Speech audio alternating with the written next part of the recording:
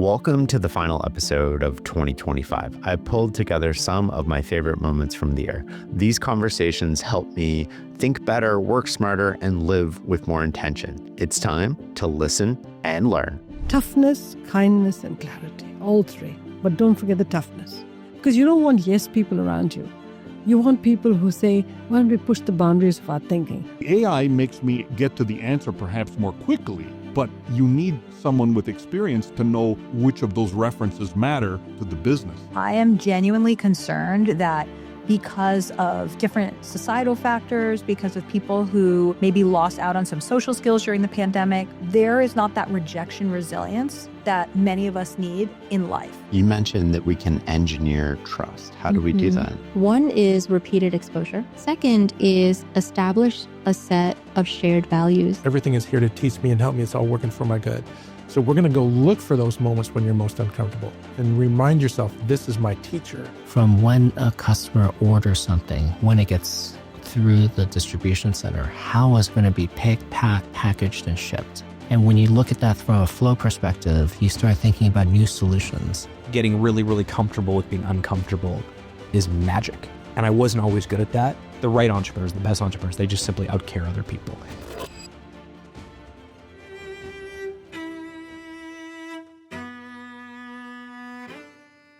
When you talk about inputs versus outputs, what inputs do you think about in life? Well, I think the inputs I think about are, it depends on what I'm trying to get accomplished. But if the inputs are just thinking about hard work, how do I get up every day? If I want to stay healthy, do I get up every single day and work out? I hear that you work out every single day because instead of trying to figure out which days you're going to work out, it's always a negotiation with which days, and some days you don't feel like exercising, you just work out every day. I have the same philosophy. You just get up every single day and do the things that are important. So the inputs I have is I get up every morning, I work out, I read through my email, and I try to think about what's the most important thing that I have to get right today. And think about first order issues. What is the first order issue that I have to solve? What is the first order issue of a company that needs to get fixed? What is the thing that I need to do to influence an outcome for a founder? And, that's very, very clarifying. Often we can create a very, very long to-do list, and then you got to pop up a level and just look at the to-do list of what's the most important things I have to get accomplished. Because if you just list all the to-dos, you probably will not be able to get to all of them. And the most important thing might be the last one you list. And so you can't just go down that list and do them one by one. Often it's by popping up a level where you sort of look at the whole list and it's like, okay, well, most of this is not important. Is that what you mean by first order issue? I think you mean something a little more nuanced. Some people talk about the most important thing. And I think about first order. If I get this problem, I have a problem on my hands. If I get to the first order issue and get to the root cause of that, usually that helps solve that problem. And there are other issues that are not first order. And that concept is quite important. And we also sort of navigate that into other situations where they are crucible moments. So as an example, like you have situations where the website's not working fast enough. At Zappos, we had a situation where the website's not fast enough. Is the first order issue that we have too many pictures? Well, we want the pictures. We have lots of photos. We want to show those photos. Is the first order issue that we need to trim the number of search results? Well, customers want longer search results. It's like, no, it's none of that. We need to figure out how to make the website go faster. And so we start caching the search results. We start caching things. And so you start developing the technologies that solve the speed issue. But the first order issue is that we need to solve this with technology, not with a bunch of either or solutions. That's an example that I learned a long time ago. Another situation is the distribution at Zappos was not flowing well. And we couldn't figure out which process was broken. Was it the picking process? Was the ordering process broken? What was broken about it? And we went and just looked through the flow, and the flow was broken. And so there was too many handoffs across all of these different discrete processes. And so we had to sort of pop up a level and figure out what the flow of, from when a customer orders something, when it gets through the distribution center, how it's going to be picked, packed, and packaged and shipped. And when you look at that from a flow perspective, you start thinking about new solutions that allowed there to be much better flow throughout the distribution center than to batch things for picking, batch things for packing, batch things for shipping. So that's what you mean by first order. I want to get into more of your experience, not only at Zappos, but being on the board of some of the companies that everybody has heard of today or being involved. But before we get there, I want to come back to the school for a second. Are there any other experiences that you had during school with teachers that might have impacted you? Earlier on in junior high school, I was suspended from the computer lab because I built, this was very old, so they're a Radio Shack TRS 80s, so we call them trash 80s today. And there was the computer lab, you had to rent time in our computer lab to use the computer, and I built this game, and the central server at the time was literally a floppy drive where all of us saved our programs there. And one day, a bunch of the students in the computer lab all found the game that I programmed and then started playing with it. The teacher and the principal just happened to walk in and saw that we're all playing this game. And I was told that computer lab is valuable time and you should be doing something much more productive than producing a game. So I was no longer allowed to work in the computer lab. And the computer lab teacher was Mrs. Petosa, and she also ran the math team. And she said, well, I'm sorry, the principal wants you out of the computer lab, but you should join the math team. And I joined the math team there. And one of the things I was very good at was math. And she told me that if you want to be a leader and you want the team to win, it's not good enough for me to just solve the problems, but figure out how to get the rest of the team to perform. And so I started teaching the rest of the math team some of the reasons why I was able to solve some of these problems more quickly than they were. They're very talented, but I had figured out tricks that they had not figured out. And they had taught me tricks that I had not figured out. So we got better and better by riffing off each other. And so I learned the value of teamwork by just being thrown into a situation like that. Such an interesting front row seat into what's happening. Do you think founders go astray when they start listening to too many outside voices? And this goes back to I'm sure you're aware, the Brian Chesky, founder mode. The founder mode. Yeah. Like, do you think, talk to me about that. I have such a nuanced point of view on this because it is decidedly not simple. So broadly speaking, I really like the spirit of founder mode, which is just having deep founder-led accountability for every decision at your company. I think that's how great companies operate. And when you proverbially make decisions by committee, or you're more focused on process than outcomes, that produces all the experiences we hate as employees, as customers. That's the proverbial DMV, right? It's like process over outcomes. And then similarly, you look at the disruption in all industries right now because of AI, the companies that will recognize where things are clearly going to change, like everyone can see it. It's like a, slow motion car wreck. Everyone knows how it ends. You need that kind of decisive breakthrough boundaries, layers of management to actually make change as fast as required in business right now. The issue I have, not with Brian's statements, Brian's amazing, is how people can sort of interpret that and sort of execute it as a caricature of what I think it means. There was I remember after Steve Jobs passed away, and, I don't know, I've met Steve a couple times. I haven't never worked with him in any meaningful way, but he was sort of, if you believe the stories, like kind of pretty hard on his employees and very exacting. And I think a lot of founders were like mimicking that, down to wearing a black turtleneck and yelling at their employees. I'm like, I'm not sure that was the cause. I think Steve Jobs' taste and judgment through, executed through that, packaging was the cause of their success. And somehow, and then similarly, I think founder mode can be weaponized as an excuse for just like overt micromanagement. And that probably won't lead to great outcomes either. And most great companies are filled with extremely great individual contributors who make good decisions and work really hard. And companies that are like solely executing through the judgment of individual probably aren't going to be able to scale to be truly great companies. So I have a very nuanced point because I actually believe in founders. I believe in actually that accountability that comes from the top. I believe in cultures where, founders have license to go in and all the way to a small decision and fix it. The infamous question mark emails from Jeff Bezos, that type of thing. That's the right way to run a company.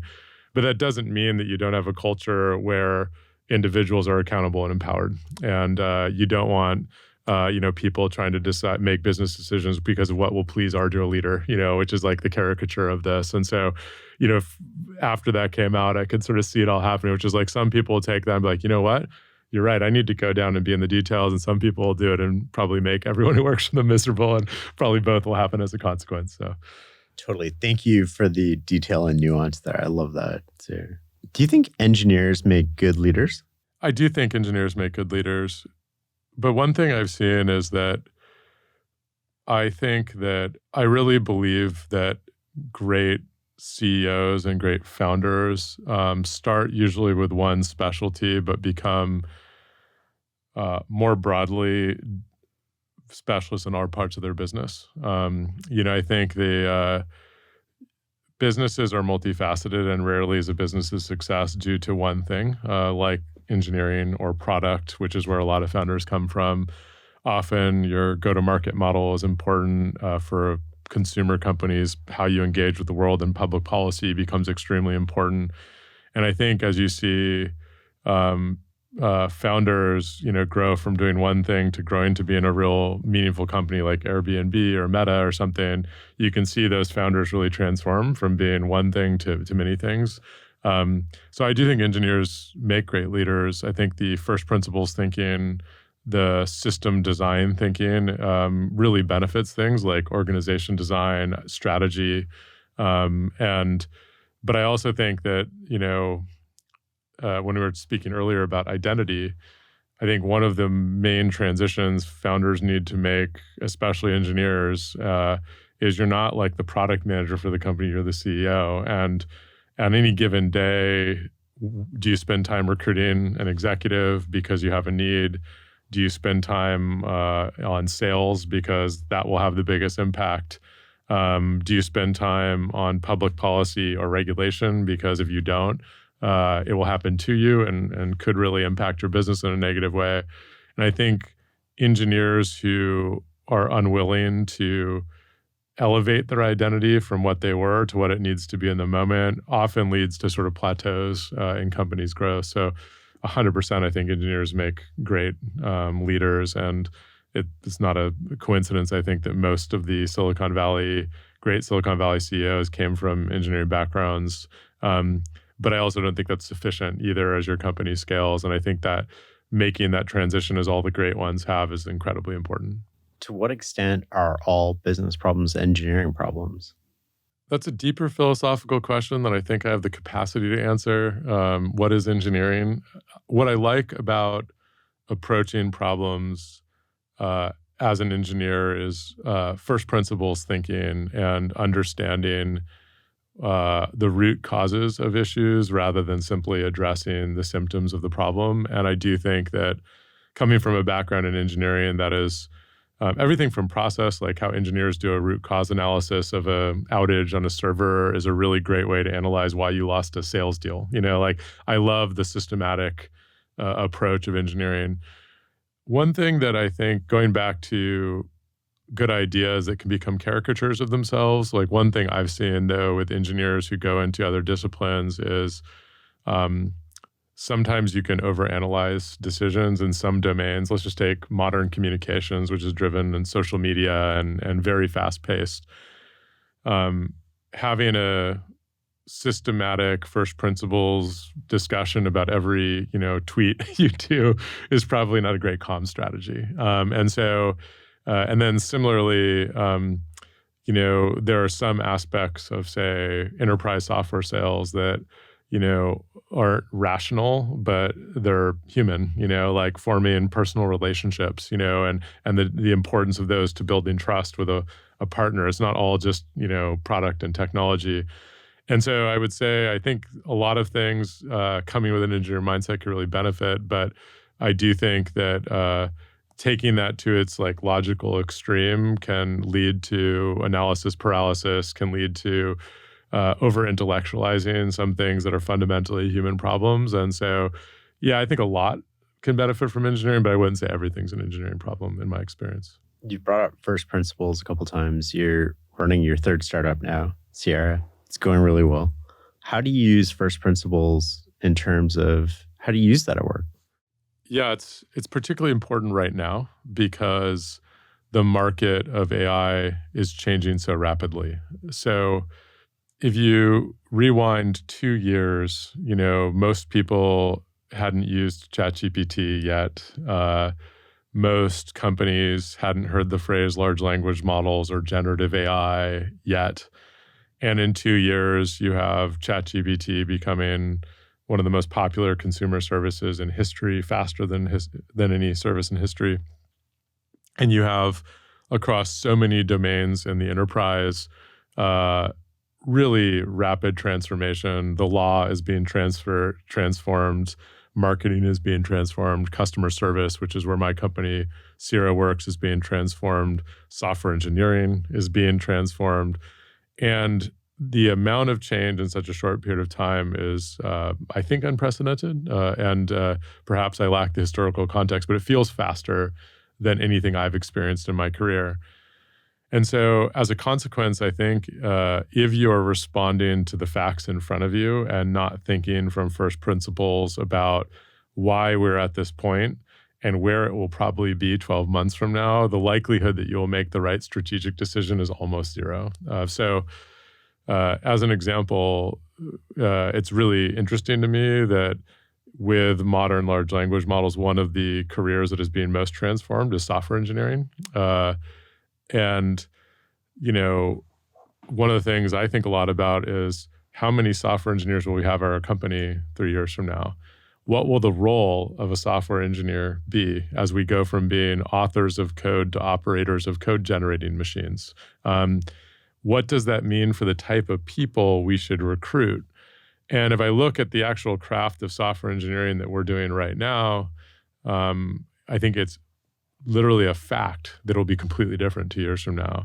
Yet I think a lot of people building companies hire for the problem in front of them rather than doing that. But 2 years is not that long. Those people that you hire now will just be getting really productive a couple of years from now. So we try to think about most of our long-term business from first principles, everything from, I'll say a couple examples in our business. Our pricing model is really unique and comes from first principles thinking rather than having our customers pay a license for the privilege of using our platform. We only charge our customers for the outcomes, meaning if the AI agent they've built for their customers solves the problem, there's like usually a pre-negotiated rate for that. And that comes from the principle that in the age of AI, software isn't just helping you be more productive, but actually completing a task. What is the right and logical business model for something that completes a task? Well, charging for a job well done rather than charging for the privileges of using the software. Similarly, we, with a lot of our customers, we help deliver them a fully working AI agent. We don't hand them a bunch of software and say, good luck, configure it yourself. And the logic there is, in a world where making software is easier than it ever is before and you're delivering outcomes for your customer, the delivery model of software probably should change as well. And we've really tried to reimagine what like the software company of the future should look like and trying to, model that in everything that we do. The holidays are here, If you're searching for a truly meaningful gift for someone you care about, or maybe for yourself, I might just have the perfect idea. Meet Remarkable, the paper tablet. We're all glued to screens that demand our constant attention, but Remarkable is a different kind of screen. It's an elegantly designed, distraction-free paper tablet built to help you think better and focus deeper. It has the simplicity and feel of writing on paper, but with the power of technology like organizing all your notes and ideas into one place, and even converting your handwriting into typed text. With Remarkable, there are no apps, no social media, and no notifications, just pure, uninterrupted focus. Choose the device that fits your needs, the original black and white Remarkable 2, the advanced color display of Remarkable Paper Pro, or the new portable Remarkable Paper Pro Move. This holiday season, give the gift of being present. Give the gift of focus. Find the perfect distraction-free paper tablet at remarkable.com. Are you struggling to manage your projects at work using lots of different tools for communication, task management, and scheduling? It doesn't have to be this hard. Basecamp is the refreshingly straightforward, reliable project management platform. It's designed for small and growing businesses, so there's none of the complexity you get with software designed for enterprises. Complexity kills momentum. Basecamp clears the path so your team can actually move. Do away with scattered emails, endless meetings, and missed deadlines. With Basecamp, everything lives in one place: to-do lists, message boards, chat conversations, scheduling, and documents. When information is scattered, attention is too. Basecamp brings both back together. Basecamp's intuitive design ensures that everyone knows what's happening, who's responsible, and what's coming next. My head of operations swears by this platform and is the first person to suggest it to anyone. If you need another decorated referral, you should call her. Whether you're a small team or a growing business, Basecamp scales with you. Stop struggling, start making progress, get somewhere with Basecamp. Sign up for free at basecamp.com. Do you think we've sort of broken dating in a way where, I mean, I've been on dates with people, we all know people who are, I wish people would come up to me and ask me out. I wish I didn't have to use a dating app. And my defensive, thinking immediately in this is like, society has taught guys not to approach women anymore. What's your reaction to that? This is something that I'm thinking about a lot, specifically with Gen Z and Gen Alpha. So I was recently speaking to somebody, she's a 16-year-old entrepreneur, and she's trying to deliver help for teen daters. And she said by far the number one thing that she gets questions about is how to deal with rejection. And so I am genuinely concerned that because of different societal factors, because of people who maybe lost out on some social skills during the pandemic, because of people who live a lot of their lives online, there is not that rejection resilience that many of us need in life. So if you want your dream job, you need to go out there, get a lot of no's, and go after it. You don't just sit at home waiting for a LinkedIn recruiter to message you about your dream job. That doesn't happen. You have to make it happen.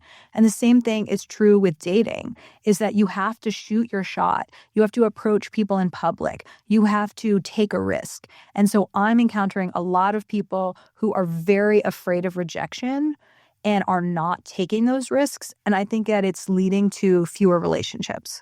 I'm a make it happen kind of person. I can tell. In work and in life. I also know that can come off as aggressive or assertive.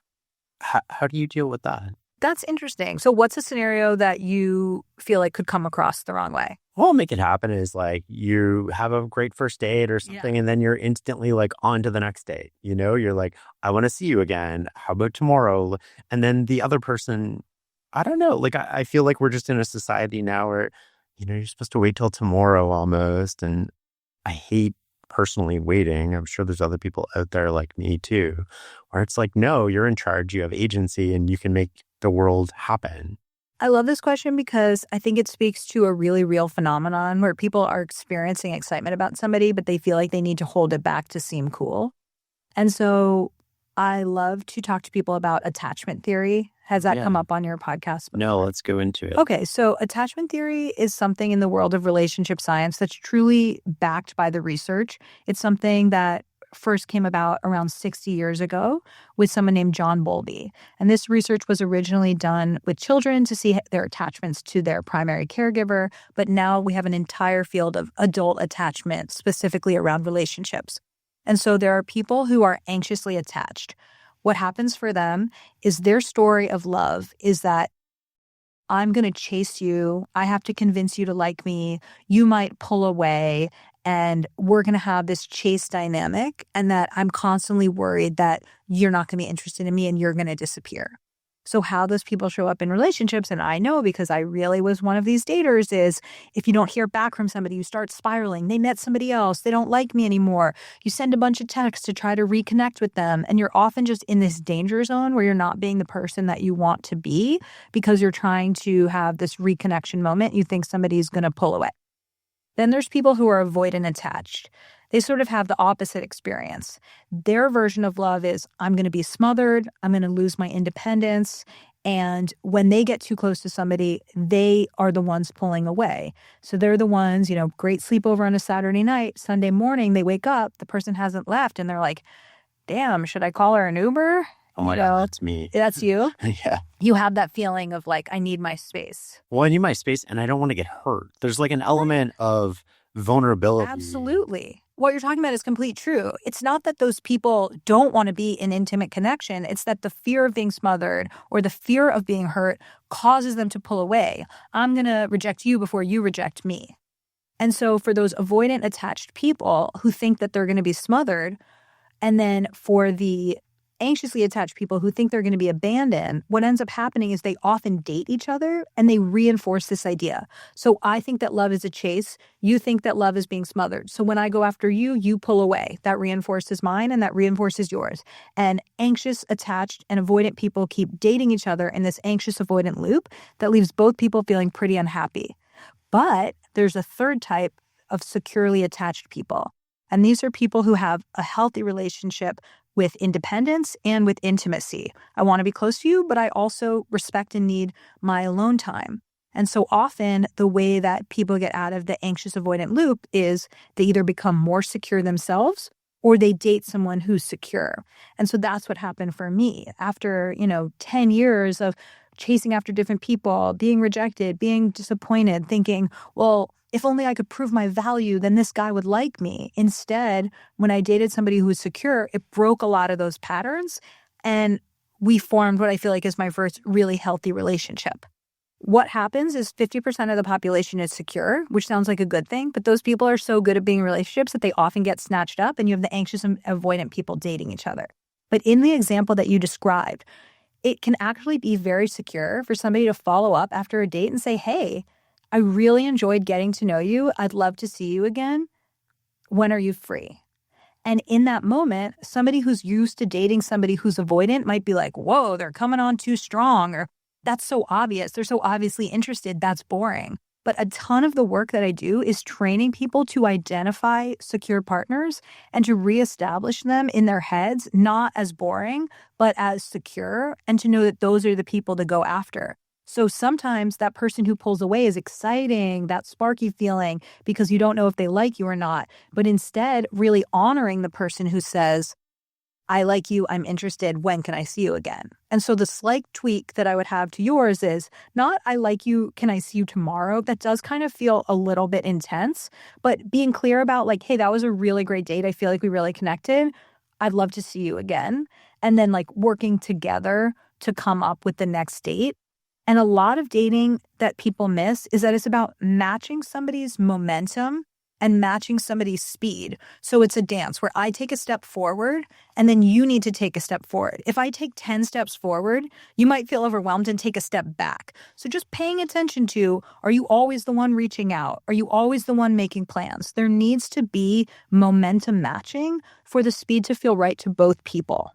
Well, I think the big thing about preparation and success is the price has to be paid in advance. You have to put in the work before you get any results. So there's no way to honestly know how good your preparation is or isn't. That's why I always try to emphasize, keep preparing, keep working. You don't know what the other guy's doing. He might be, working just as hard as you are. And that preparation, it can't be after the fact of like, oh, I wish I would have studied more. It's too late at that point. You have to do it on the front end. So getting in condition, studying, preparing on your film and your opponents and all that, like those things are all have to be done on the front end. And, a lot of times there's, I would say, a little bit of a tendency to just sort of let up on the preparation. Well, I've watched some film. Well, I've done some extra sprints. Well, I've done this, I've done that. Well, is that enough? Is it really enough? And if you do more, will it make a difference? Not to the point of diminishing returns, but to a point of, comprehensive preparation. So that's really what we try to emphasize on that. The way that I think about that is sort of the pain of losing is sharp, but it's over fairly quickly. But the pain of regret, not putting in the work, not doing the things, you didn't leave it all in the field, that lasts forever. Exactly. That's exactly it. The pain of regret is much more than the pain of preparation.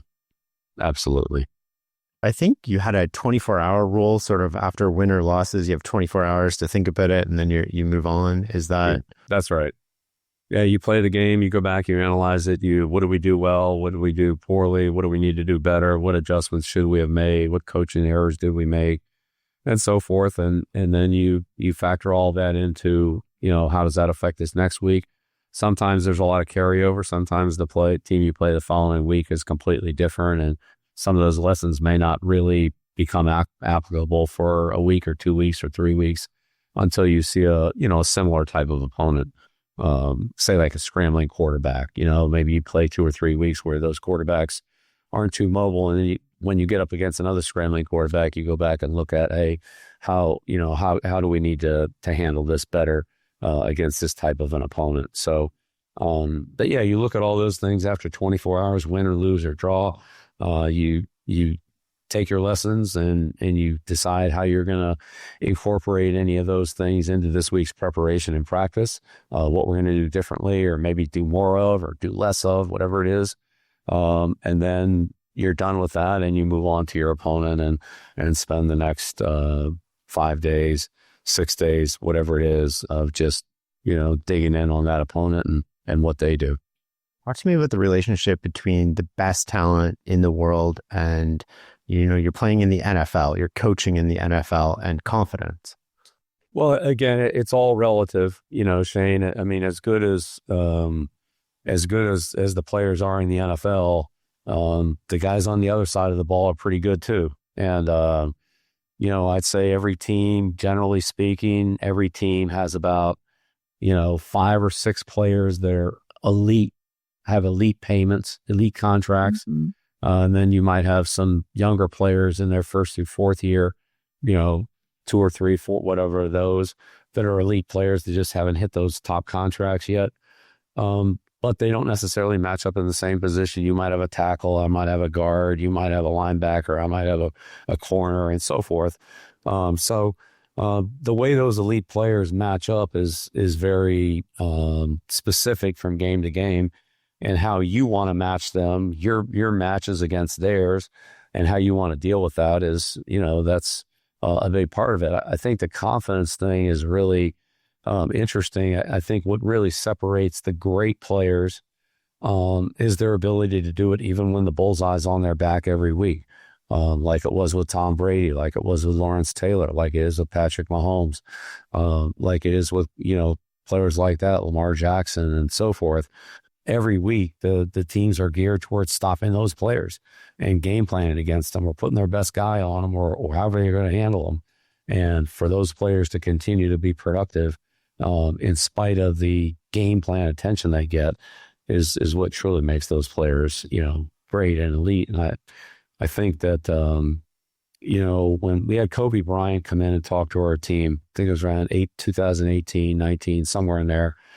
And Kobe talked a lot about evolving, and he said, look, when I was 22, 23, I could just get the ball and drive by anybody and score.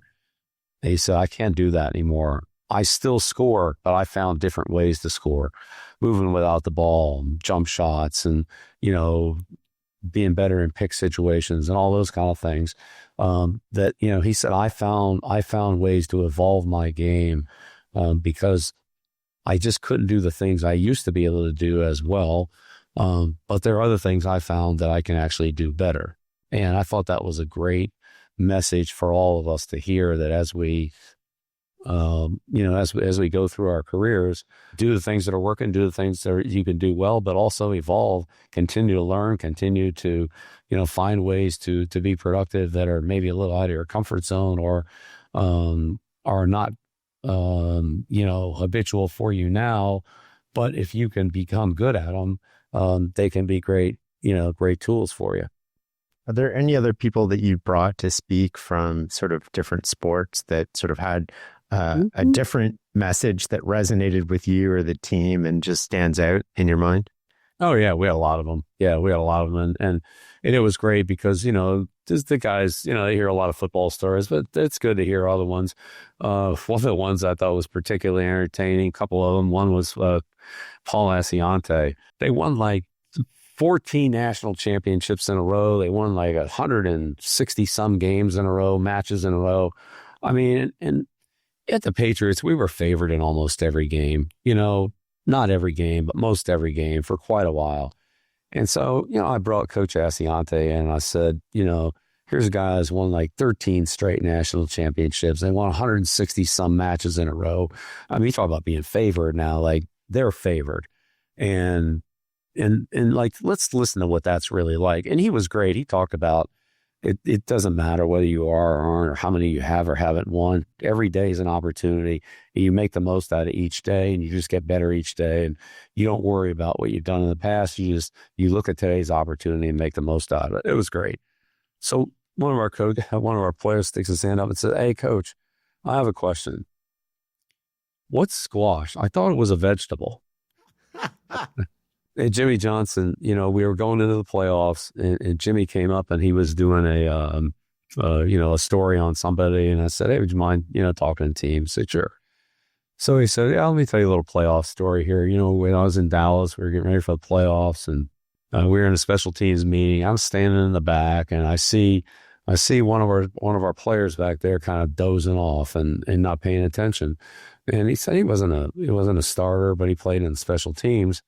And he said, it just really annoyed me. And so I went over, I flipped on the lights, turned the lights on in the meeting. And I went over to him. I said, that's it. You fall asleep in this meeting. We don't want you. This is your primary job. You take your playbook and go see the general manager. You're done. You're cut." And everybody like, whoa, you know, that woke everybody up. And, you know, it was right before the playoffs.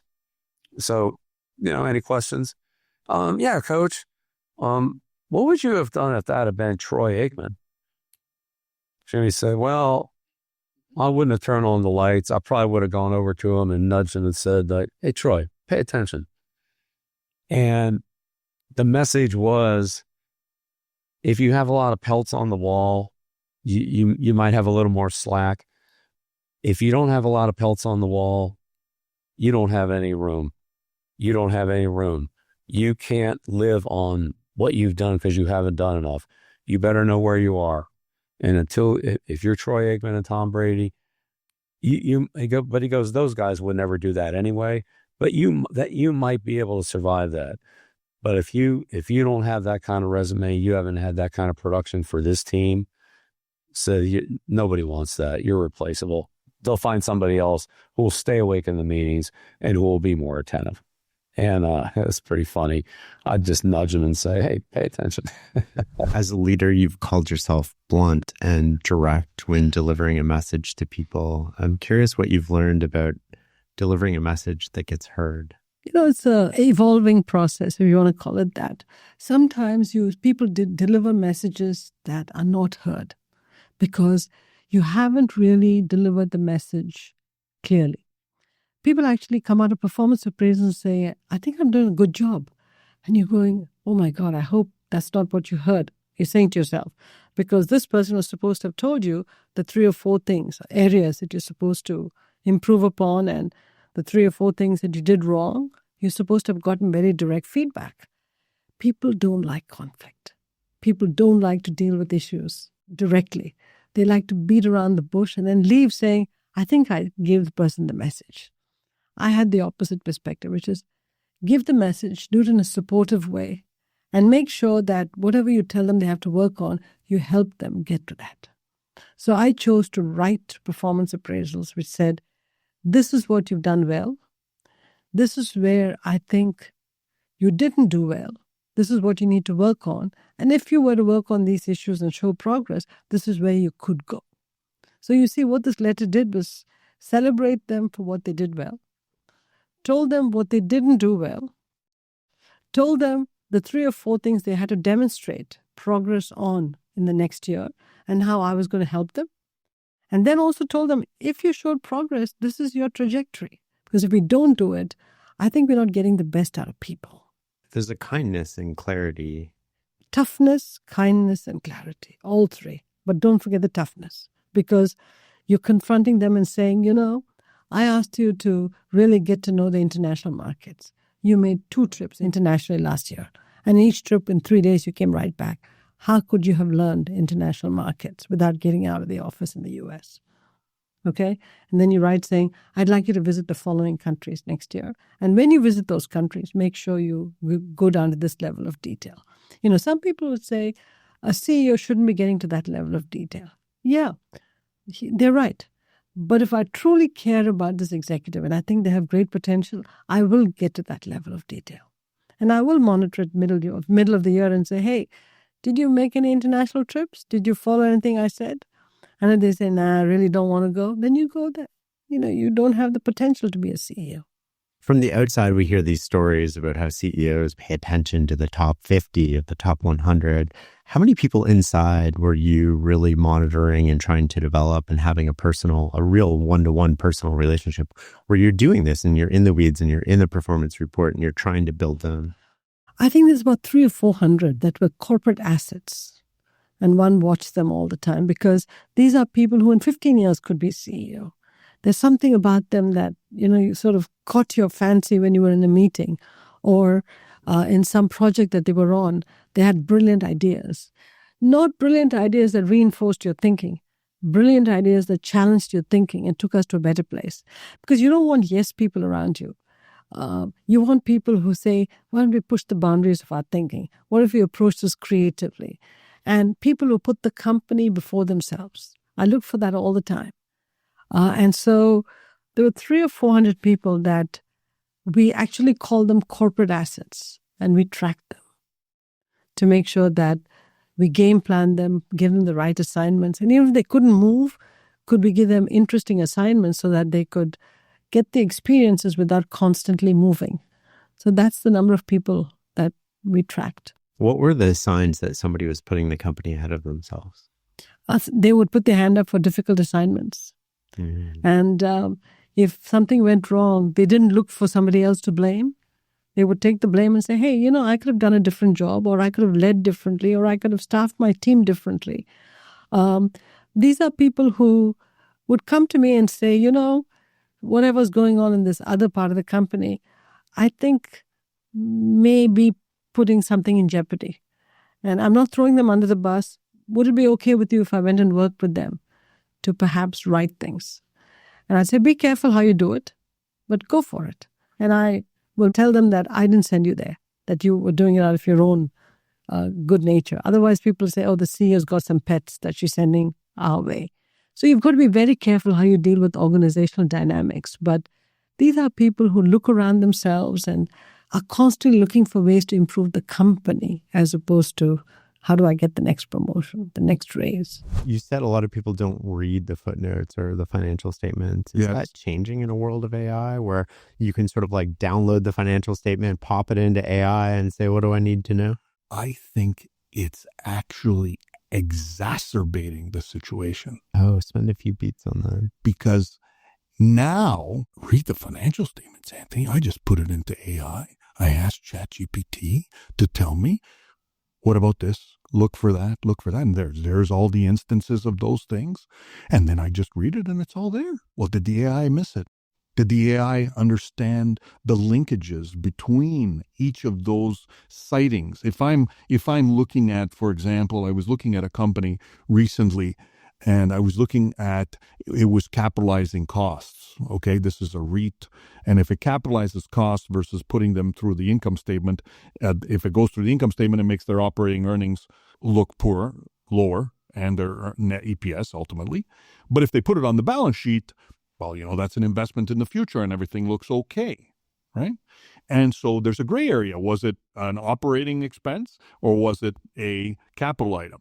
And so first thing I looked for was capitalized interest. And so it gave me all the quotes. And then capitalized costs, and it gave me all the quotes. So then you think that that's enough. But you have to then, and I was showing one of my guys this, I said, so then let's go to the income, let's actually pull up the statements where it told us to go, because AI made it faster. I now no longer needed to flip the 300 pages, but it gave me where to go. So now I went there, and now I could say, well, that means if that is what's happened, then we need to look at this other note to see what, the implications of that. And then we got to look at the cash flow statement to see how it's actually impacting what ends up being reported as cash flow. And so those linkages the AI makes me get to the answer perhaps more quickly, but if I don't already know where I want to go, then AI just gives me information. But that information doesn't help my decision if I didn't start with where I want to get to. And it sounds like that information doesn't help your decision if you don't know the second, third, fourth order consequences. 100%. I love it. If that's where investors go, and that's where they're going, everything's going to AI.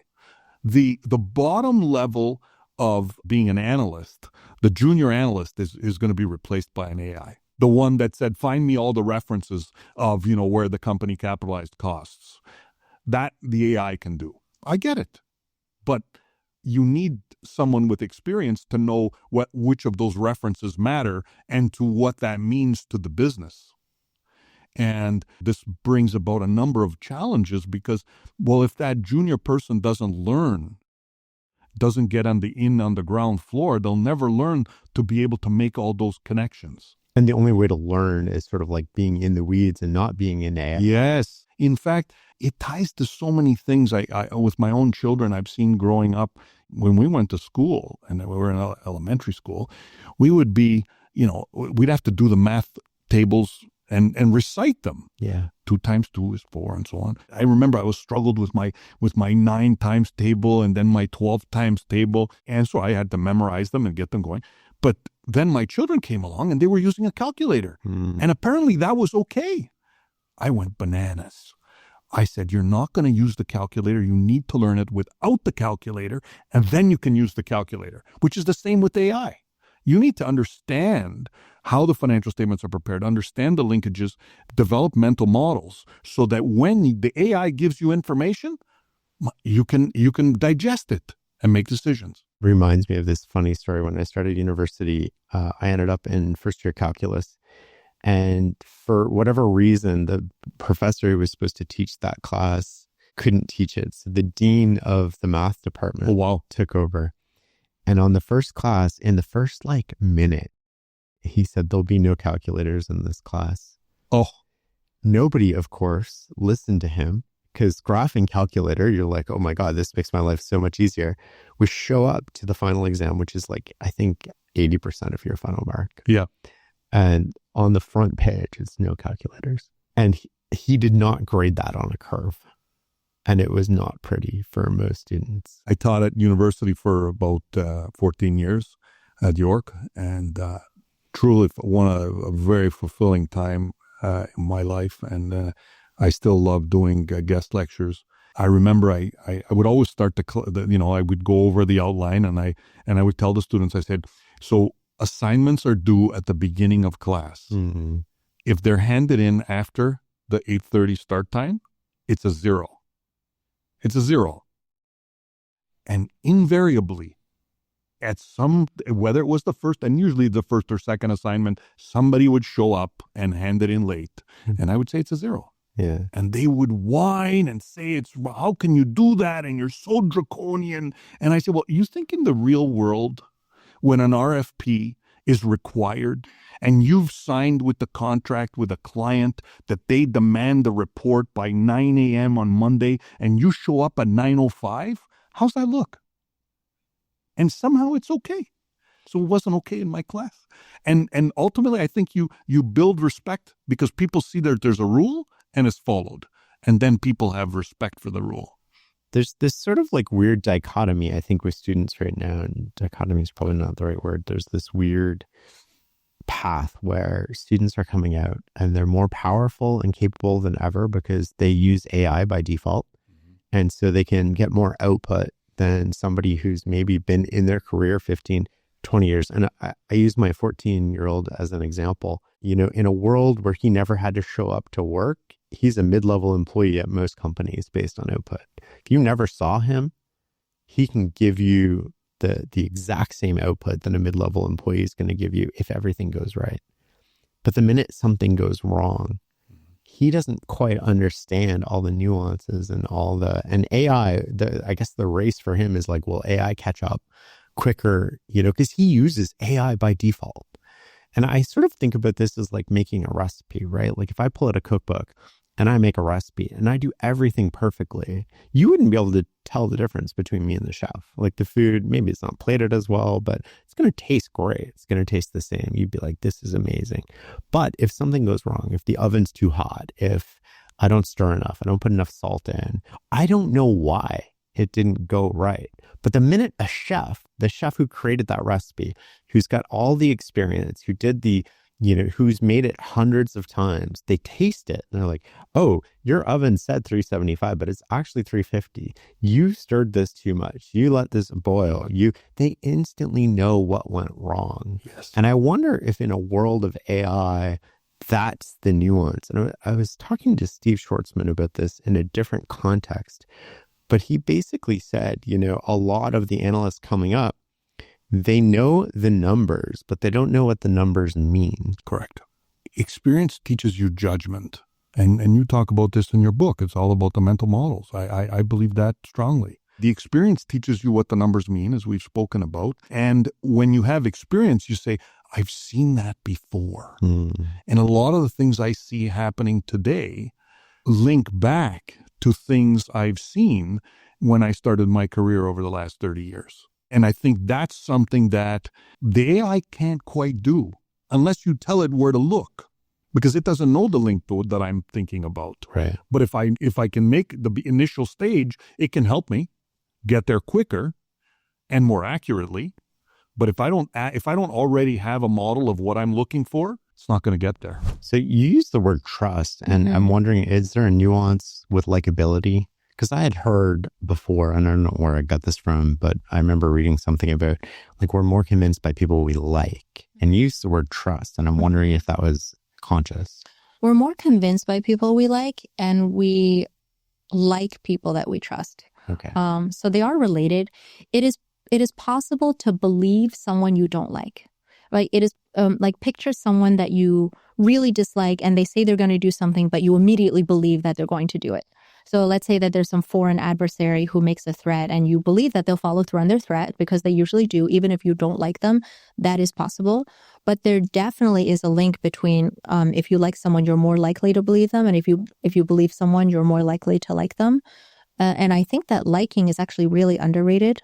So have you heard of the affect heuristic? No. It's, we have different decision-making heuristics. We have mental shortcuts because we don't have all the time in the world. This is like an evolutionary thing that everybody has this. We don't train it. It just comes with us, out of the box. We don't have all the time in the world to take in every single piece of information and make a decision all the time. Sometimes it's like, if you see smoke, you just got to go, right? And so we take mental shortcuts all the time. And one of the big mental shortcuts is if we like something and feel comfortable with something, it's more likely to be real. Someone we like is more likely to be competent. Someone we like is more likely to be smart. All these things just kind of go together. And so liking is at the center of that. You mentioned that we can engineer trust. How do we do that? One is repeated exposure. So in order to trust somebody, first you have to have a sense of who they are. Like you wouldn't trust a stranger. You wouldn't trust a mystery man. So one is you have to know who are they. They have to show up enough for you to get a sense of you actually know them and they're not a total stranger to you. It's hard to trust a stranger, but it's easy to trust even a stranger that you have a parasocial relationship with because they're not a stranger. There are people that you've never met in your life who would trust you because to them, you're not a stranger. So first is just become not a stranger. Second is establish a set of shared values. I wouldn't necessarily trust your opinion on a restaurant unless I knew that you and I like the same type of food. So if you are like a vegan that hates spicy food and whatever, I probably wouldn't take your restaurant recommendation, even if I like you as a person. Right. So you have to establish some shared baseline of values. Here are some core things that I believe about the world. And if you share them, then listen to what I have to say next. If you don't share them, that's okay, right? Not everybody has to share them. So they have to get a sense of who you are and you're not a stranger. And they have to get a sense of how you think and how you view things, such that when you say other things, they already have ingrained in their mind that they think like you think. And therefore, if you believe this thing, they're more likely to believe that thing too. This is how to resolve a debate or an argument, by the way. The better way to argue, and you see really smooth people like Gavin Newsom does this on his podcast, maybe a little bit too slick, but he's clearly very good at it, is he'll have somebody who totally disagrees with him on a bunch of things. And he'll always make sure to start with agreeing with them on something, even if it's trivial. I agree with you that that thing was totally insane. And now we can have a productive conversation because we've established that it's even possible for you and me to see things the same way, as opposed to your knee-jerk assumption that it wouldn't be possible. I wonder if that's why sommeliers almost never disagree with you when you are like, oh, I taste whatever in this wine. They're like, possibly, or, like in their head, they're like, no way. Like, that's a completely different taste. But they never actually come out and say no. They always sort of like bridge a little bit of a gap. That's interesting. And then they'll like direct you or steer you towards what they want you to notice. That's interesting. I'm a teetotaler, so I'm the person that if I sniff a wine, I'm like, I think it's wine. But what I have noticed, which is related to this, is do you ever see online when people are insulting someone or dunking on someone, but then that person shows up and says, thanks for your feedback? The original person who was insulting them or dunking on them almost immediately folds like a cheap suit. Have you seen this? Yeah. Almost immediately they fold. Hey man, thank you. No, totally understand. I would be doing the same thing. I got you. We're like, what just happened? And it's because once you're actually confronted by a person, instead of just like a concept or some kind of nebulous idea of a person or some representation of a person, like once the person is there talking to you, even if it's online, we behave in a completely different way. And so one of the things I tell founders to do is just to show up and defend yourself, defend your people, defend your companies. Sam Altman is really good at this. He defends his employees. And it's very hard, even as much as with any public figure, people like to dunk and hate and insult. And when he shows up, a lot of the time you see the person immediately fold because they're just like flattered or they don't want to fight with him directly or something. It's one of the most powerful things is just to put a human in their way. I have very high cringe pain tolerance, whatever you want to call it. I have no issue with that whatsoever. I think that there is this gets easier also with age, I find. The older I get, the less I really care about that stuff. But yeah, I think most people are not willing to look stupid for a period of time. I think the other thing is that I think about this all from the concept of like entrepreneurship. In my office here in Montreal, the Shopify office, I have the original screen print that Ben Francis used to create Gymshark. It was a gift. It's a super meaningful gift that he gave me. I love it. I have it hung up in my office. Part of the reason why it's up there is because I think that it's an amazing gift, and Gymshark is this homegrown success story on Shopify. It exemplifies everything we stand for. It's incredible. But the other reason I have it up there is because what most people don't know is that that was not Ben Francis's first company. That Ben Francis actually had a bunch of failed companies before he landed on Gymshark. And I think about this idea of this cost of failure, not just from entrepreneurship perspective, but in general. You have to basically figure out with anything you're doing, what is the cost of failure here? If the cost of failure is really high, you really have to think about it. You have to sort of do a little bit of like the math of is the benefit of success worth the cost of failure? In some ways, it's just not. But I mean, for $39 a month, you can build a store. It's not a pitch for Shopify, but $39, you can build a store. If it works, blow it up. If it doesn't work, try something else. There are still too many people that are apprehensive, that don't want to put themselves out there because of this fear of failure. And I've long believed that, getting really, really comfortable with being uncomfortable is magic. It's totally magic. And I wasn't always good at that. I don't think you can be born with that. I think you can learn that. I think you can learn resilience. But I don't know anyone that I admire who's had success who has not gone through that period of looking kind of dumb. I don't know if you ever watched the first interview you've ever done. Me? Yeah. Oh God, yeah. What was that? I wouldn't listen to the first, I think 20 or 30 of them. I wanted to get a catalog, and then I wanted to listen to them. Sure. And then I went for a really long run, and I started listening to them, and I was like, oh my God. And it's I should have asked this follow-up. And why did I phrase it that way? And like you, I'm incredibly hard on myself. Came back, went through every transcript, and I was I want to get better at this for everybody else. But yeah. There's no secret to why you've been so successful. In my view, I've known you now for a number of years. You simply outcare other people. And I think that outcaring thing supersedes IQ, EQ, raw talent. Double click on that for a second. I think that I will take someone. It's the reason why I like entrepreneurs so much, that I think entrepreneurs, the right entrepreneurs, the best entrepreneurs, they just simply outcare other people. They are willing to, if you put two people in a room, one person has 50% capacity, another person 100% capacity, but that 100% capacity person is just not caring as much as 50%. I think I can help that 50% person get more skill. I'm not sure I can change their level of ambition. I think you can change ambition, but I think sheer, innate, deep-rooted ambition, which call it care, whatever nomenclature you want to use, I think that is a superpower. And it's also the reason why when I meet someone, they say, what do you think I should do with my life? I often ask them, what do you do for fun? Because often the what you do for fun question ends up turning into, I really want to be a fashion designer.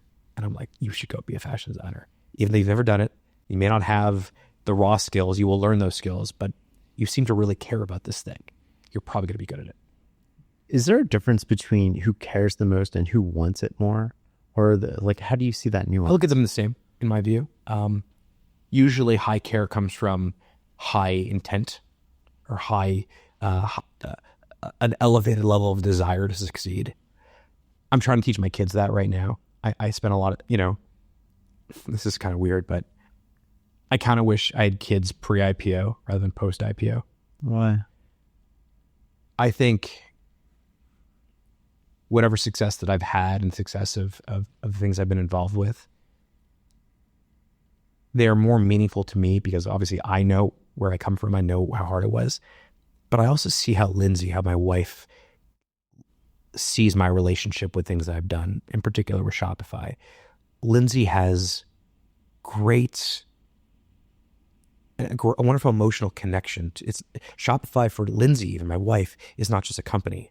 She remembers, those early days. She remembers those, being on top of Tucker's Marketplace in the Byward Market. The office stunk like the buffet restaurant and struggling. This is pre-Series A even. And I like that.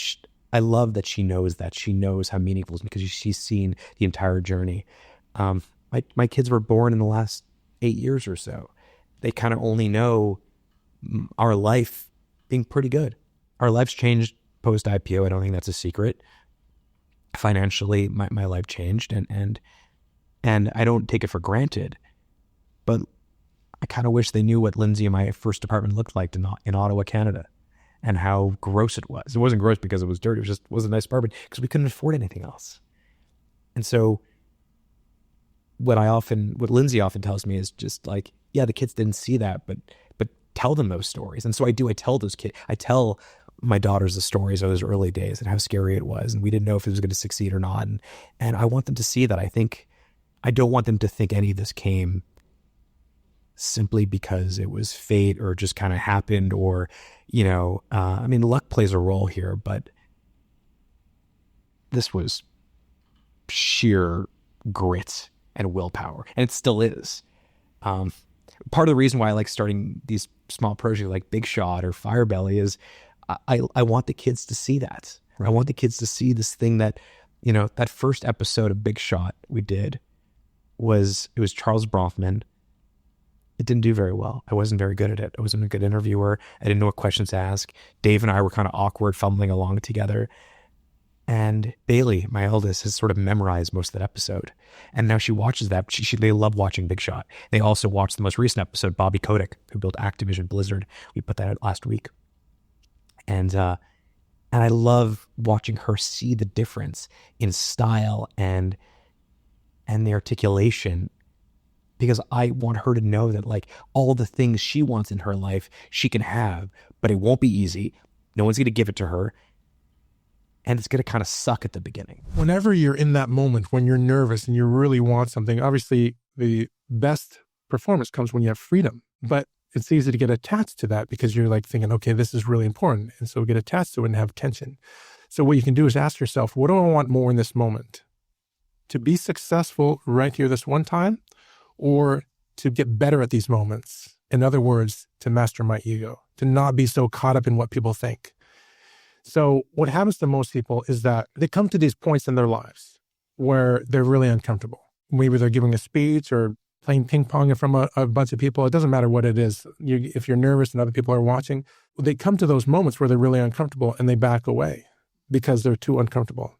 They're too afraid of looking foolish in front of others. Whereas the most successful people, they're willing to look foolish. They're willing to make mistakes. And so I think a lot of people know that, but how do we get there? And so in that moment, it's realizing that when I'm the most uncomfortable, that's the moment, that's the key for you. And it's principle number one for inner excellence. Everything is here to teach me and help me. It's all working for my good. So we're going to go look for those moments when you're most uncomfortable and say, and remind yourself, this is my teacher. And inner excellence is about expanding what you believe is possible. There's 3 pillars of inner excellence: belief, freedom, and focus. To be fully engaged in the moment, have freedom to play like a child, and expand what you believe is possible. To do things you've never done and become someone you've never been. And to expand what you believe is possible, kind of that crucial pillar is we need to find those moments where we're uncomfortable, and we need to embrace that moment. And the way we do it is we understand that the key thing here is not the outcome, but it's my willingness to be in this moment and not back away. It doesn't matter if you fail horribly. You do that 10 times and fail horribly 10 times, eventually you're going to get comfortable in those moments, and then your skills will be able to match and break through. But people don't break through because they come to those moments and they shy away. I mean, we've all done it. I've done it way too many times. What do you struggle with today in relation to that? Anything? Well, it's the same thing everyone struggles with. When I come to those moments, I'm like, oh, I'm so uncomfortable right now. And then sometimes I've forgotten. It's like I had this conversation with my spiritual mentor, Nick Osborne, and he said, what God does is he gives you a jacket that's 2 sizes too big. And that's what a loving parent does when you're 4 or 5 years old. You don't buy them a jacket that's perfectly fit because they're going to grow out of it too fast. Yeah. So the parent's going to buy them a jacket that's a little bit too big, right? So they can grow into it. And he said, that's what God does. He gives you this jacket that's too big. And then you put it on, you're like, whoa, this is not good. This is not right. This doesn't feel right. What's happened? And that's what I felt so much. It's like, okay, this is not, okay, what's happening? I don't get it. This is uncomfortable. But God did that intentionally. He's doing that intentionally because that's where you need to, self-reliance is the biggest problem that I face. And because I've got very little power, I've got very little ability. I've only seen the world through this little lens that I want to be able to see all of reality. And so to do that, I need to surrender my little power. Is part of this reframing failure into there's no such thing as failure? It's not a verdict. It's like data. Yeah, redefining success and failure for sure.